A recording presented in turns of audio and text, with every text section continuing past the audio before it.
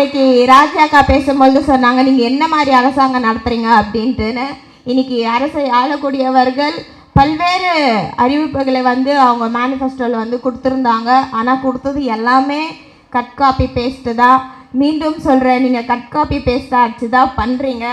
அதே போல் ராஜாக்கா பேசும்போது குறிப்பிட்டிருந்தாங்க, அவர் கண்ணாடியை பார்த்து ஸ்கிரிப்ட் படிப்பாங்க. பொதுவாகவே இந்த ஆர்டிஸ்டுக்கெலாம் வந்து ஆரம்ப காலகட்டத்தில் ஒரு பழக்கம் இருக்குன்னு சொல்லி கேள்விப்பட்டிருக்கேன்.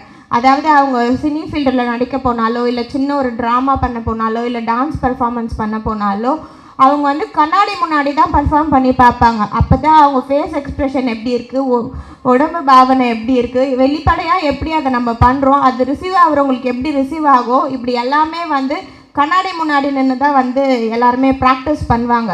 அப்படி தான் இவரும் ஒரு காலத்தில் டான்ஸ் வராதுன்ற காலகட்டத்தில் வந்து ப்ராக்டிஸ் பண்ண தான் நான் கேள்விப்பட்டிருக்கேன். அந்த மாதிரி தான் இன்றைக்கி வந்து சட்டசபையில் எப்படி பேசுறதுன்ட்டு கண்ணாடி முன்னாடி ஸ்கிரிப்ட் வச்சு ப்ராக்டிஸ் பண்ணிகிட்ருக்காரு பல. கடந்த சட்டசபையில் வந்து நம்முடைய எதிர்கட்சி தலைவராக இருக்கக்கூடிய மாண்புமிகு உதயானா அவர்கள் கேள்வி வைக்கும் பொழுது எந்த கேள்விக்கும் அந்த இடத்துல பதில் சொல்லலை. நோட் பண்ணுறாரு, ஒவ்வொரு பாயிண்ட்டாக நோட் வச்சு நோட் பண்ணுறாரு. எல்லாருமே அதை வந்து நியூஸில் பார்த்துருப்பீங்க. நோட் பண்ணிவிட்டு அந்த இடத்துல வந்து எல்லாருமே இதற்கு முன்னாடி முதலமைச்சராக இருந்தவர்களாக இருந்தாலும் சரி, எதிர்கட்சி தலைவர்களாக இருந்தாலும் சரி, எதில் இருக்கவர்கள் பேசக்கூடியவர்களை நோட் பண்ணி அதுக்கு என்ன விடை அடைக்கணும் அப்படின்ட்டு பாயிண்ட் மறந்துக்கூடாது, ஹிண்ட் மாதிரி வச்சு நோட் பண்ணிவிட்டு பதில் சொல்லுவாங்க. ஆனால் இவர் என்ன பண்ணுறாரு, மொத்தமாக நோட் பண்ணிவிட்டு வீட்டுக்கு போயிட்டாரு. தனியார் போயிட்டு அதுக்கு பின்ன வந்து அவங்க பிஏ கிட்ட கொடுத்து எல்லாத்தையும் சாட் ஜிபிடியில் போட்டு அதுக்கு ஒரு பதில் சொல்லுவாங்க. அந்த பதிலை அப்டேட் ட்விட்டில் போட்டுருங்க, சரியாயிடும் அப்படின்னு சொல்லிட்டு. ஸோ இந்த மாதிரி chat GPT, reels, Instagram, social media இந்த மாதிரி ஆட்சி தான் வந்து நடைபெறுகிறது. பொதுமக்களின் நலனுக்காகவோ, பொதுமக்களின் எதிர்காலத்துக்காகவோ, இல்லை பொதுமக்களின் முன்னேற்றத்துக்காகவோ, அடுத்த தலைமுறையினர் எதிர்காலத்துக்காகவோ எந்த ஒரு ஆட்சியும் நடைபெறல. இன்னைக்கு ஜென்சி வந்து இந்த காலகட்டத்தில் இருக்கக்கூடிய மாணவர்கள் எல்லாமே எந்த வகையில் வந்து அவர்களுக்கு வாக்களித்தார்கள்னு தெரியல. இந்த தலைமுறையினுக்கு வந்து தெரிவிக்கிறேன், அடுத்து ஜென் ஆல்ஃபா, ஜென் பீட்டாலாம் வர இருக்கிறாங்க.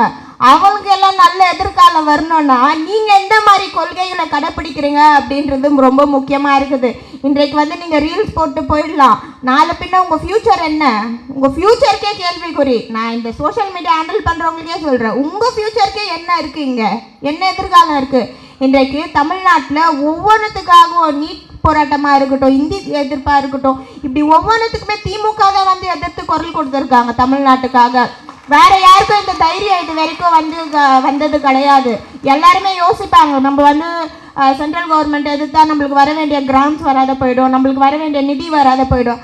ஆனால் நீங்கள் நிதி கொடுத்தாலும் கொடுக்கலனாலும் நாங்கள் தமிழ்நாட்டை எல்லா மாநிலத்தோட தலை நோக்கி நிற்க வைக்குவோன்ற வகையில் கடந்த 5 ஆண்டு ஆட்சியை வந்து நம்முடைய இன்றைய கழக தலைவர்கள் வந்து வழிநடத்தி வந்திருக்கிறார்கள். அது மட்டும் இல்லாமல் இன்றைக்கு தற்கொலைகள் அப்படின்னு சொன்னால் அவங்க எல்லாருக்குமே கோபம் வருது. அதை வந்து வேற மாதிரி மாற்றி விடுறாங்க. ஓட்டு போட்ட மக்களை வந்து தற்கூரிகள் சொல்கிறாங்கன்னு. ஓட்டு போட்ட மக்களை நாங்கள் தற்கூரிகள் சொல்லலை, ஓட்டு போட்ட மக்கள் உங்களை நம்பி ஓட்டு போட்டிருக்காங்க. தற்கூரித்தனமாக நடந்துக்காம பொறுப்போடு நடந்துக்காங்கன்னு தான் நாங்கள் எல்லாருமே வந்து திரும்ப திரும்ப சொல்கிறோம். அதை வந்து நீங்கள் வந்து மாற்றி சொல்கிறது எந்த வகையிலுமே சரி இருக்காது. இன்றைக்கு நம்முடைய கழகத்தில் இருக்கக்கூடிய அனைத்து மகளிர்களுக்கும் ஆட்சி இருந்தாலும் இல்லை என்றாலும் திமுக என்றுமே திமுக தான். கருப்பு சிவப்பு கொடி என்றுமே கருப்பு சிவப்பு கொடி தான்.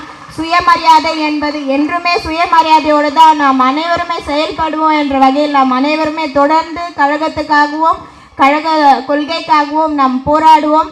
அந்த வகையில் இன்றைக்கு பெண்களுக்கு என்றாலே பொதுவாகவே ஒரு பெண் என்றால் வெள்ளையாக இருக்கணும், இல்லை மாநிறமாக இருந்தால் கூட கருப்பாக இருந்தாலும் கலையாக இருக்கணும் அப்படின்வாங்க, நீளமான கூந்தல் இருக்கணும் அப்படின்வாங்க, அழகாக ட்ரெஸ் பண்ணிக்கணும், இல்லை இப்படி ப்ரொஜெக்ட் பண்ணி. ஆனால் இது எதுவுமே பெண்களுக்கான அழகு கிடையாது.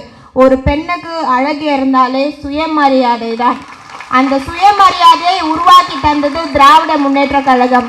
இன்றைக்கு அந்த திராவிட முன்னேற்ற கழகத்தில் நம்ம ஒரு சின்ன அங்கீகாரமாக இருந்தால் கூட அதை நம்ம பெருமையாக ஒவ்வொரு இடத்துலையும் நம்ம சொல்லணும். அந்த வகையில் இங்கே வந்திருக்கக்கூடிய அனைத்து பெண்களுக்கும் என்றுமே நம்ம கருப்பு சிவப்பு தான் என்ற வகையில் தெரிவித்து கொண்டு வாய்ப்பளித்தமைக்காக நன்றினை தெரிவித்து விடைபெறுகிறேன். நன்றி.